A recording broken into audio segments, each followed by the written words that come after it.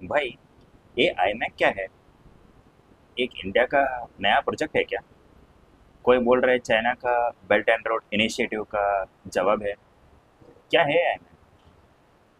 IMac यानी India middle east European economic corridor. ये एक ट्रांसपोर्ट नेटवर्क जैसा है। जैसे अभी के लिए जो भी हमारा देश में एक्सपोर्ट होता है सामान, वो सारे चीज़ सुइस कैनाल, जो इजिप्ट में लोकेटेड है, वहाँ से यूरोपियन यूनियन को ट्रांसपोर्ट होता है। अब ये नया नेटवर्क जो इंडिया से लेके यूएई तक सी पोर्ट से ट्रैवल करेगा, और यूएई, सऊदी अरेबिया, जॉर्डन और इसराइल, ये चारों कंट्रीज रेल नेटवर्क से कनेक्ट होगा। मतलब जो भी हमारा गुड्स यूएई तक पहुंचेगा सी पोर्ट से, उधर से सारा सामान इसराइल के हाइफा पोर्ट तक रेल नेटवर्क से पहुंचाया जाएगा। और इसराइल से मेडिटरेनियन सी को गुजर के वो ग्रीस कंट्री यानी यूरोपियन यूनियन को एंटर करेगा। ये एक एडिशनल रूट जैसा है to reduce dependency on Suez Canal. तो ये सिर्फ रेलवे कॉरिडोर नहीं है क्या? नहीं, ये एक मिसअंडरस्टैंडिंग है। ये आईमैक सिर्फ एक रेलवे कॉरिडोर ही नहीं, बल्कि logistics, transport, electricity connectivity, port development और रेलवे कनेक्टिविटी, ये सारे एस्पेक्ट्स को कवर करता है। और even under water cables between Arab nations to India. तो ये सिर्फ एक रेलवे कॉरिडोर ही नहीं, बल्कि इकोनॉमिक कॉरिडोर भी है।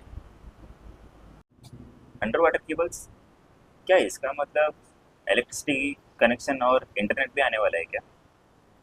हाँ, बिल्कुल। एक ज़माना था जब हम एक्सपोर्ट में सिर्फ टेक्सटाइल, स्पाइसेस और वुड्स की बात किया करते थे। लेकिन आईमैक का चार मेन गोल्स हैं: interconnected electricity, clean hydrogen pipelines, digital connectivity और डेटा केबल्स। ये चारों चीज़ आईमैक का मेन पिलर्स हैं। वैसे प्रोजेक्ट इंडिया में स्टार्ट कहाँ से होगा? अभी इसका स्टार्टिंग पॉइंट इंडिया से फाइनलाइज नहीं हुआ है, बट गुजरात के पोर्ट्स जैसे मुंद्रा पोर्ट इसके पोटेंशियल कैंडिडेट है। और वैसे भी ये पूरा प्रोजेक्ट एक सिंगल पोर्ट पे डिपेंड नहीं करता। इस प्रोजेक्ट का इंटेंशन ही है कि एक नेटवर्क ऑफ पोर्ट्स बनाया जाए, एक पूरा ट्रांसपोर्टेशन का नेटवर्क, ना कि बस सिर्फ एक मोड ऑफ ट्रांसपोर्ट या फिर एक पोर्ट पे पूरा डिपेंड होना। तो वहाँ से सीधा निकलेगा किधर? Saudi Arabia? नहीं, पहले हम हमारा कार्गो डॉक करेगा यूएई।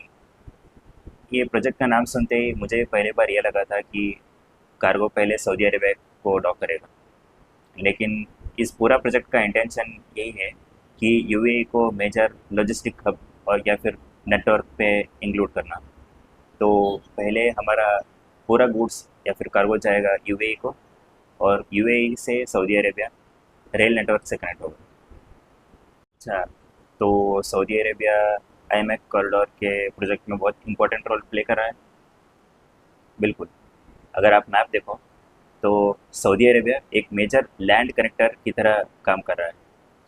पूरा यूएई से लेके जॉर्डन तक much of the middle east में सऊदी अरेबिया ही कनेक्ट करता है पूरे कार्गो को ट्रांसपोर्ट करने के लिए।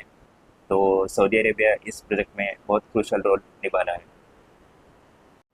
ये प्रोजेक्ट सुनने में तो काफ़ी एम्बिशियस लग रहा है। क्या ये सिर्फ एक पेपर प्रोजेक्ट है या फिर ग्राउंड रियलिटी पे कुछ काम भी चल रहा है? सच बोलूँ तो ये प्रोजेक्ट अभी बीच में है। लाइक मैनी कंट्रीज, उन्होंने प्रोजेक्ट पे अग्री तो किया है, साइन किया है, और प्लानिंग तो चल रहा है, लेकिन फाइनेंशियल एलोकेशन और इंफ्रास्ट्रक्चर का प्लानिंग और इंटरनेशनल कोऑर्डिनेशन, काफ़ी सारी चीज़ अभी भी बाकी है। तो ये बोलना कि प्रोजेक्ट चालू ही नहीं हुआ है, ये गलत होगा। और हम इसके बारे में इम्प्रूव तो कर रहे हैं, और टाइम बहुत ज़्यादा लग रहा है इस प्रोजेक्ट को पूरी तरीके से कोऑर्डिनेट और कनेक्ट करने में।